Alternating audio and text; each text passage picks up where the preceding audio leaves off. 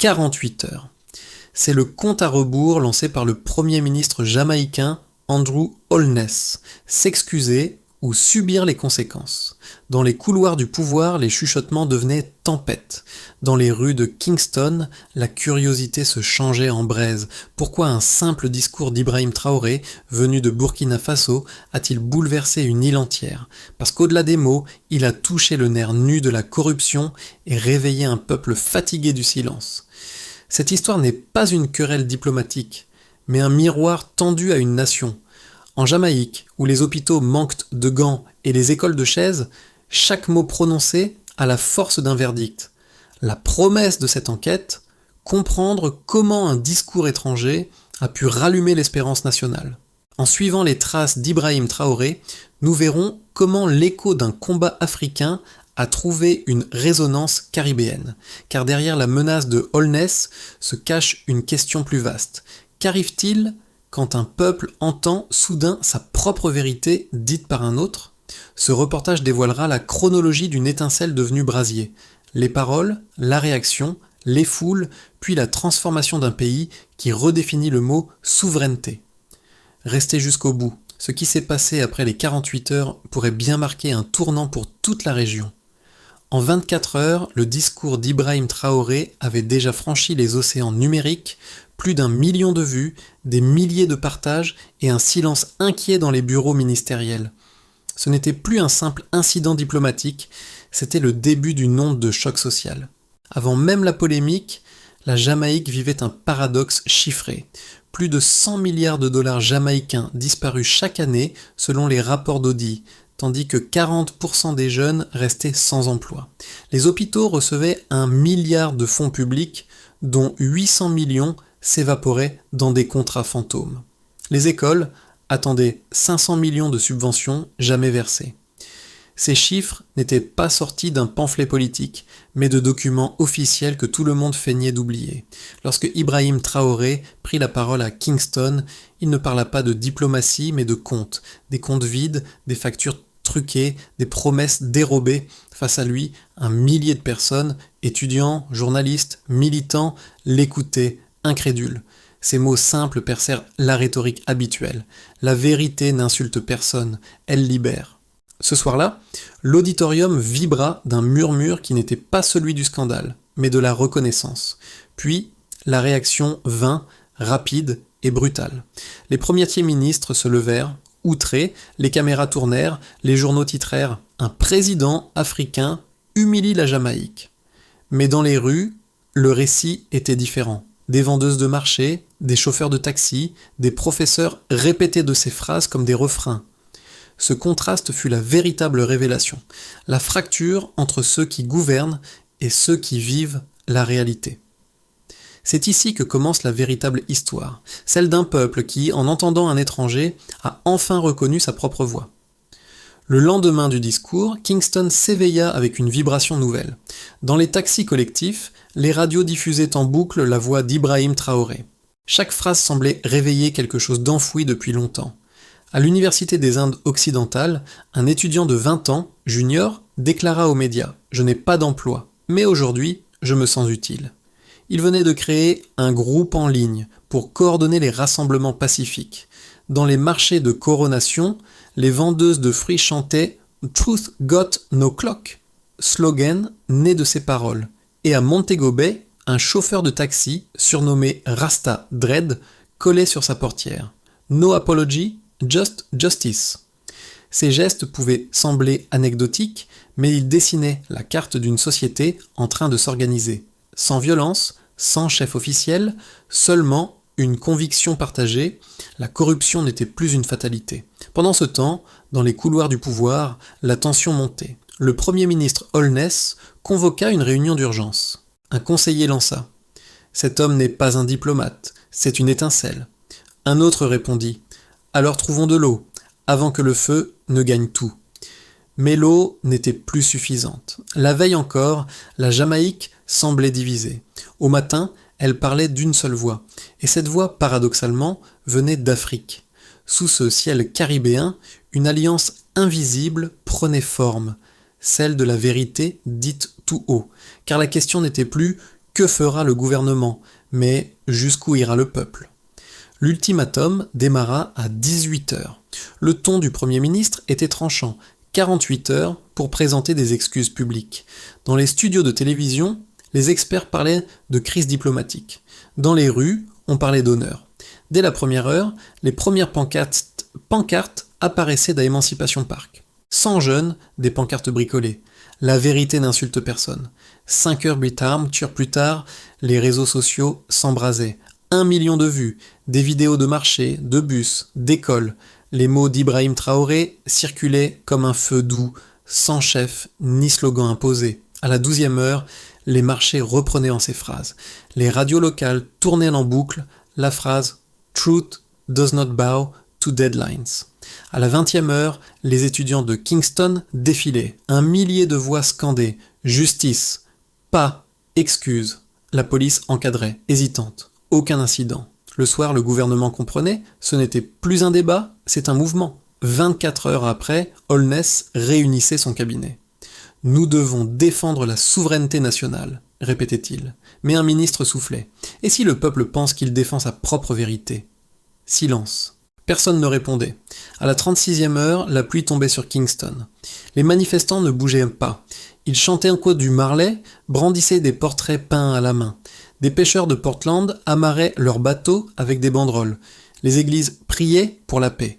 Les professeurs écrivaient des tribunes. La Jamaïque entière semblait suspendue à une phrase « No apology for truth ». À la 44e heure, à Ouagadougou, Ibrahim Traoré se préparait à parler. Un podium simple, un drapeau. Pas d'effet. Il souriait, levait les yeux vers la caméra. « Vous m'avez donné 48 heures. Je vous rends la vérité éternelle. » Puis, sans hausser la voix, il déroulait un discours calme, implacable. La corruption vole des vies, pas seulement de l'argent. L'excuse est une monnaie des puissants, pas une vertu des justes. À la 48e heure, le direct explosait. 10 millions de vues. Les foules hurlaient de joie. Les rues de Kingston devenaient mers de chants et de drapeaux. Les journalistes notaient « L'ultimatum est mort ». Mais derrière les applaudissements, une autre onde commençait. Les jours suivants, les documents fuitaient, 2 milliards de dollars jamaïcains de contrats fictifs, des noms de ministres circulaient, les journaux titraient « Les masques tombent ». Les citoyens réclamaient des audits, des lois, des comptes. Le mot d'ordre n'était plus excuse, mais réforme. La ligne du temps avait basculé. En 2 jours, un discours avait déplacé le centre de gravité du pouvoir. Et dans le tumulte, une conviction s'imposait. La vérité, quand elle est dite simplement, voyage plus vite que la peur. Au départ, la Jamaïque ressemblait à une équation désespérante. Beaucoup de promesses, peu de résultats. Avant le discours, la croissance stagnait à 0,5% depuis 3 ans. Après la vague de protestations, les dépenses sociales augmentaient de 2,1%. Un bond modeste mais symbolique. Ce n'était pas la magie d'un discours, mais la peur politique de l'inaction.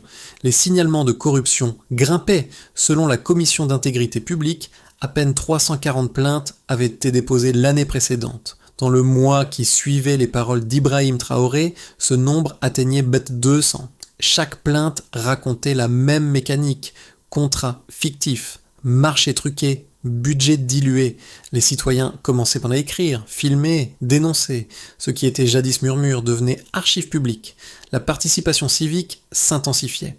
Avant la crise, moins de 9% des Jamaïcains déclaraient appartenir à une association locale. 3 semaines plus tard, ce chiffre montait à 24%. Des comités de quartier se formaient, parfois improvisés sous des abris de bus. Une société civile se redessinait à main nue. Ces évolutions restaient un peu fragiles, mais leur synchronicité intriguait. Les économistes parlaient d'un effet miroir et la parole venue d'Afrique reflétait une honte tue. Les sociologues y voyaient un déclencheur émotionnel. Entendre un étranger nommer la corruption sans détour, c'était reconnaître enfin la maladie. Et dans les rédactions, une nouvelle prudence naissait. Vérifier avant de diffuser, contextualiser avant de commenter. Le gouvernement tentait d'étouffer la lecture symbolique du phénomène. Il invoquait la souveraineté, dénonçait l'ingérence morale. Mais les chiffres parlaient d'eux-mêmes. Chaque graphique montrait la même courbe ascendante. Conscience, participation, exigence. Ce que révélait cette arithmétique civique, C'était moins la puissance d'un homme que la contagion d'un exemple. Ibrahim Traoré, en refusant de s'excuser, imposait un nouvel étalon de leadership, dire non au compromis verbal. Ces phrases, courtes, mémorisables, devenaient unité de mesure. Elles remplaçaient les slogans politiques par des équations simples. Vérité, crédibilité, courage, légitimité, peuple, plus information, changement. Le plus étonnant, ces formules survivaient au tumulte. 2 mois plus tard, elles figuraient sur les murs des écoles et les affiches des syndicats. Elles s'enseignaient comme des maximes de civisme. La Jamaïque découvrait qu'une statistique pouvait être une promesse tenue, et que, parfois, un pourcentage de plus valait une génération d'excuses. 2 camps se formaient presque aussitôt, traçant une ligne invisible entre institutions et trottoirs.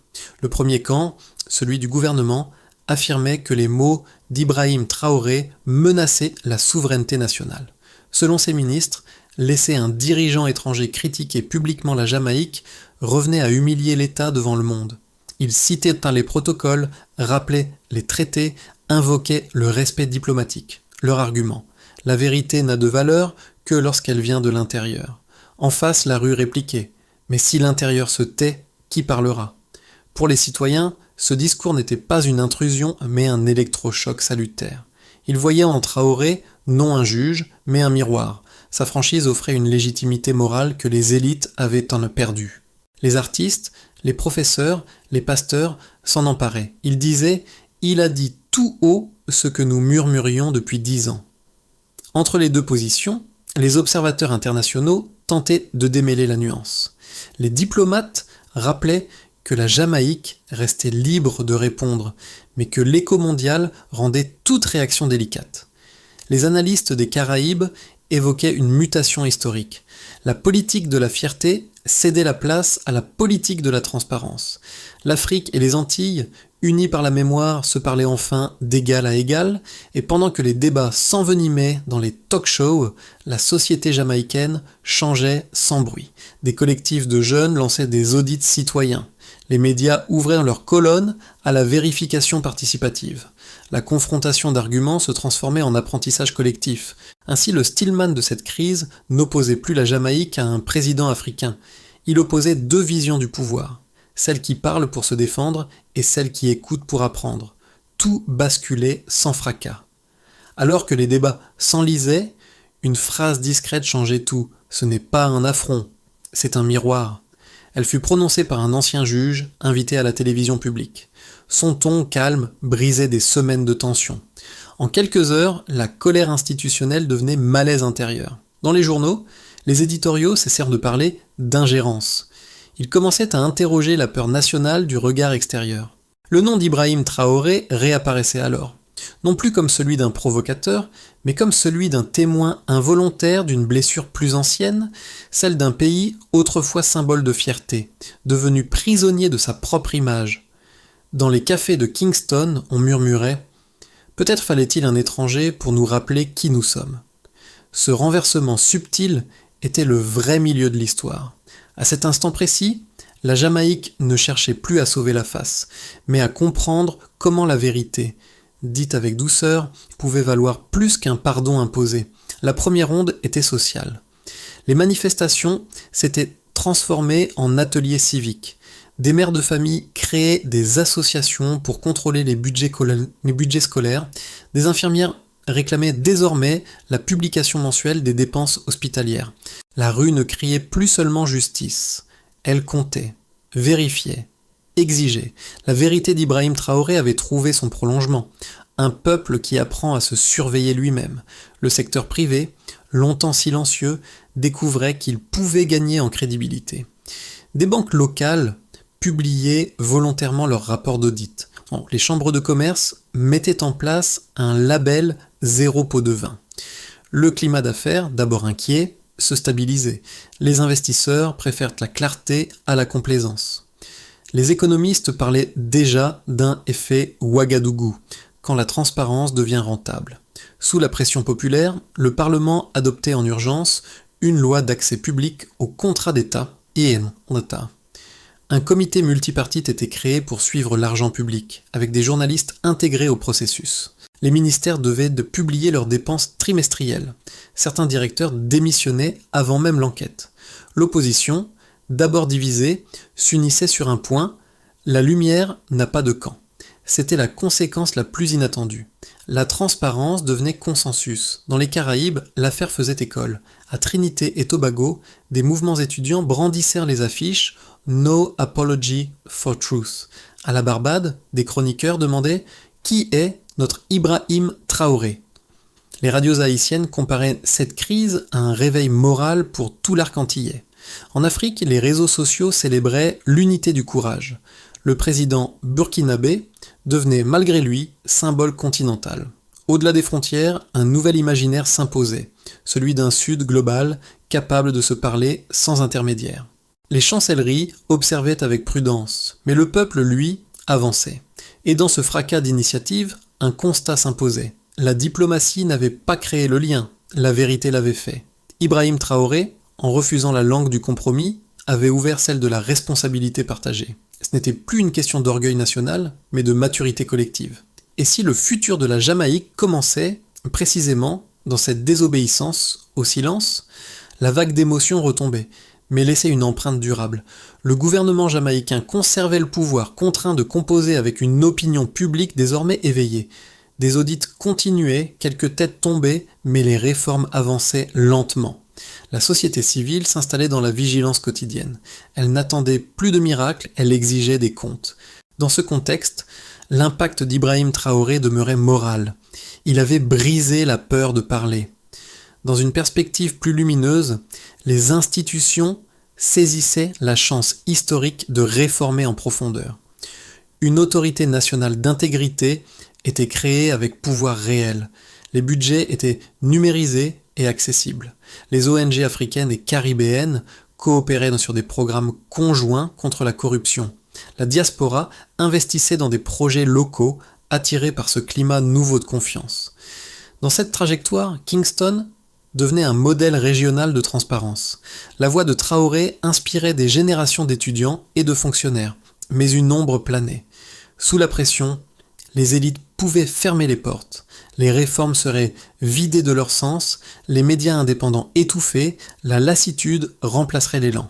La population se diviserait, les mouvements s'essouffleraient, et la peur reviendrait sous un autre nom: cynisme. Dans ce cas, la vérité perdrait son élan, transformée en souvenir glorieux, mais sans écho politique.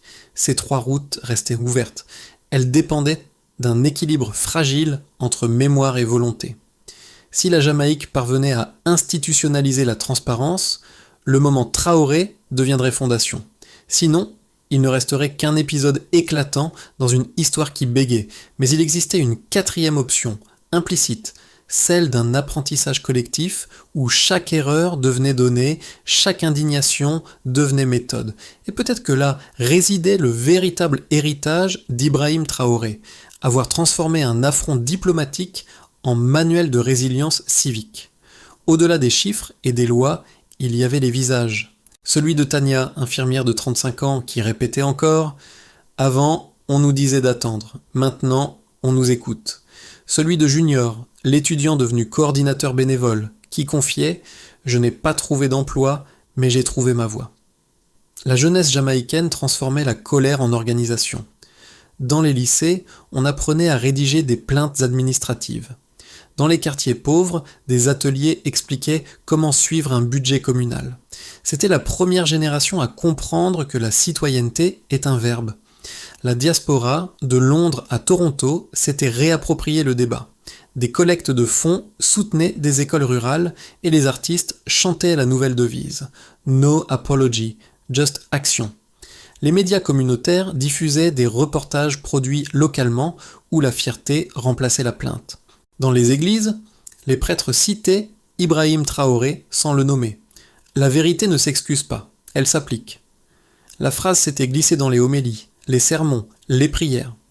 Même ceux qui ne suivaient pas la politique en ressentaient le poids. Pour les mères, c'était une revanche morale.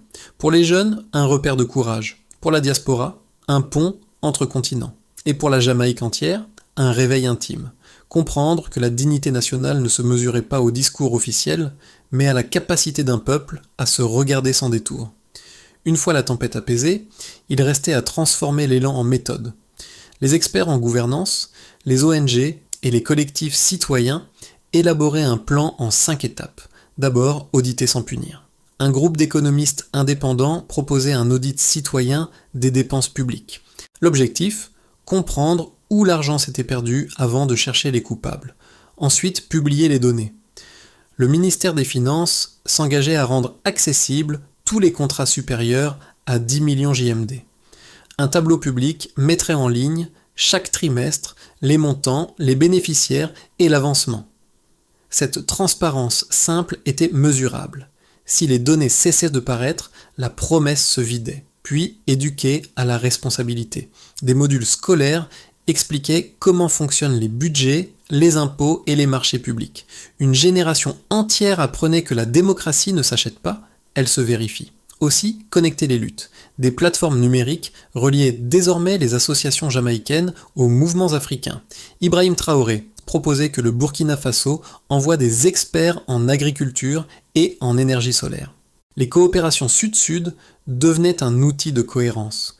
Produire local, échanger les compétences, partager les méthodes anticorruption, enfin, mesurer la confiance.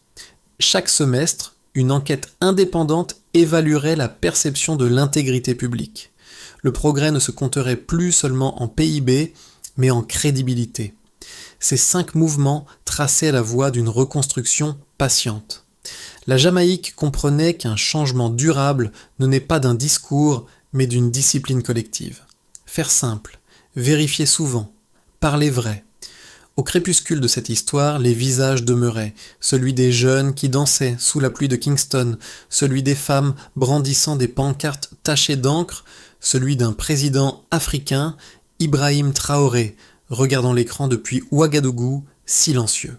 Entre eux, un fil invisible s'était tendu, celui de la parole libérée. Ce n'était pas une révolution armée, mais une révolution d'air. Les slogans s'étaient transformés en habitudes, les cris en institutions. La Jamaïque retrouvait son souffle là où elle croyait l'avoir perdu, dans la sincérité partagée. Dans les musées, une photo de cette nuit circulait déjà. Elle montrait la foule, les bougies, les drapeaux mouillés. En dessous, une phrase gravée. Le courage n'a pas de frontières. Ce n'était pas une victoire parfaite, ni une défaite. C'était un commencement, celui d'une mémoire qui refuse l'amnésie. Le bruit s'éteignait, mais la trace restait. Et cette trace disait simplement « Sous le soleil de Kingston, la vie reprenait son rythme. Les marchés bruissaient, les écoliers riaient, les radios jouaient encore des extraits du discours. Mais quelque chose avait changé dans l'air, une attention nouvelle, une pudeur de gouvernance. L'histoire d'Ibrahim Traoré et de la Jamaïque n'était plus seulement un épisode politique. Elle était devenue parabole, chanson, enseignement. Elle rappelait qu'un mot, lancé au bon moment, peut recoudre des continents. Dans les rues, on parlait d'avenir, non plus de colère. Les ONG planifiaient des échanges avec l'Afrique. Les jeunes artistes peignaient des fresques où la vérité se mêlait à la mer. Une nation blessée s'était découverte capable de réparation. Et si le véritable héritage de cette crise n'était pas la polémique, mais la possibilité d'un langage commun, celui du respect lucide. Le monde regardait encore. L'Afrique répondait par l'écho. La Jamaïque désormais écoutait son propre cœur battre, et se demandait doucement jusqu'où la vérité peut-elle nous rassembler.